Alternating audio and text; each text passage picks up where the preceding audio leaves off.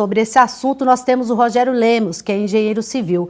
Boa noite, Rogério, seja bem-vindo. Você, como engenheiro, o que você acha que é necessário ainda no trânsito brasileiro para que se torne saudável? Boa noite, obrigado pelo convite, obrigado por falar de um tema tão importante e tão atual e necessário na nossa cidade, no nosso estado, no nosso país. Bom, primeiramente a gente precisa entender como é que acontece um sinistro de trânsito, né? Então, para haver um sinistro de trânsito, tem que haver a junção de três entes. O motorista, que é o usuário, ou o pedestre ciclista, a via, né, na qual vai haver o deslocamento, e os veículos. Então, quando esses três entes não se correlacionam entre si de forma harmoniosa, acontece o sinistro de trânsito. Então, para uma via ser segura, tem que ter olhar para esses três entes, seja na parte de vias não possuir, por exemplo, buracos nas vias, possuir larguras de calçadas adequadas para os pedestres conseguir trafegar com segurança. As vias precisam ter sinalização para que seja respeitados os limites de velocidade. E com isso também o usuário ele precisa fazer a sua parte. Por isso, né, que o tema desse ano é a paz do trânsito começa com você, porque como a reportagem já disse, né, o usuário, né, que usa o sistema, né, de trânsito, as vias, ele tem também a sua parcela, né, sendo que mais de 90% dos sinistros de trânsito, se você pôr assim num gráfico, 90%, mais de 90% é causado aí por falha, né, do usuário que usa, né, esse sistema aí de trânsito. Aqui em Uberlândia, o que você analisa esse trânsito de Uberlândia? O pessoal aqui até diz, né, que aqui em Uberlândia ninguém usa seta, né, até uma piadinha que o pessoal costuma usar. Você acredita que o trânsito de Uberlândia ele é adequado? Bom, primeiro a gente precisa entender que Uberlândia foi uma das cidades que mais cresceu nos últimos anos, né? Se você pegar o último IBGE, né, teve muitas cidades que até diminuíram a população e Uberlândia foi uma das que mais cresceu. E com isso o trânsito também cresce, né? Se você pegar a frota daqui de Uberlândia, 2/3, cada 3 usuários, 2 são veículos. Então temos 2 veículos para 3 pessoas. É mais do que a média nacional, né? Então se você for contar aí tanto motocicletas quanto automóveis, caminhões, etc., mais de 500.000 veículos, né, para uma população de 713, que foi o último censo. Certo. Então a frota cresceu exponencialmente e com isso também começou a acontecer os conflitos.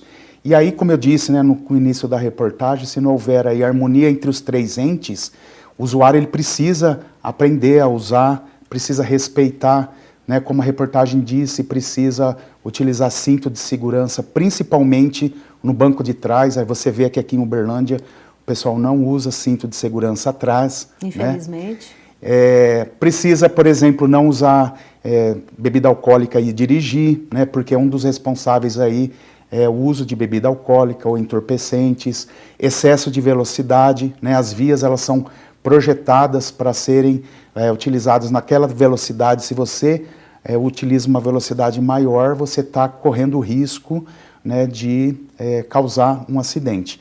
Então, por isso que eu falo acidente, porque a gente já tem um hábito de falar, mas teve a revisão da norma da BNT, que essa palavra mudou para sinistro, porque acidente você não tem intenção de fazer, você não conseguia evitar. É uma coisa inevitável. Isso, e os sinistros de trânsito, eles podem ser evitáveis. Então, são mortes evitáveis. Se você pegar no mundo, a gente tem aí, pelas estatísticas de trânsito, 1.300.000 pessoas morrendo todos os anos, né, em sinistros de trânsito. Então, a gente teve aí o coronavírus, o Covid, falou-se bastante, teve toda a preocupação, mas a gente olhar, a gente tem uma epidemia aí de mortes em acidentes de trânsito muito antes aí, né? Mais de 20, 30 anos, desde do surgimento do automóvel até agora, né? A gente tem uma grande porcentagem da população que morreu ou teve assim sua capacidade laboral, né, prejudicada pelo acidente ou pelo sinistro de trânsito.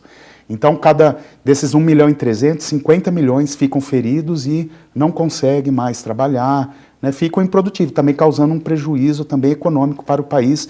além dos prejuízos psicológicos, emocionais, né, que causam numa família toda. Perfeito. Por isso, então, a importância do Maio Amarelo, né, desta campanha que foi criada aqui no Brasil, inclusive, né, que acho que tem tudo a ver ter sido criada aqui, né?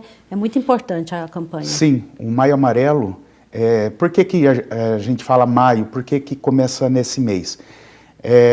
Maio porque 11, se eu não me engano, 11 de maio de 2011, a ONU declarou a década de 2011 a 2020 como a década de redução dos acidentes de trânsito, né? Vendo que estava aumentando muito os acidentes de trânsito, os sinistros de trânsito, né?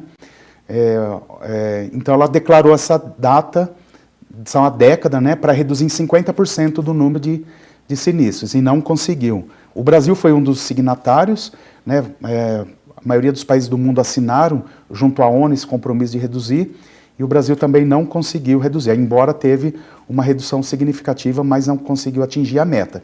De 2021 para 2030, nós estamos na segunda década, né, e o Brasil está unindo esforços. Então, essa é uma iniciativa para conscientizar, além dos órgãos públicos, os órgãos privados, iniciativa privada, e também os usuários.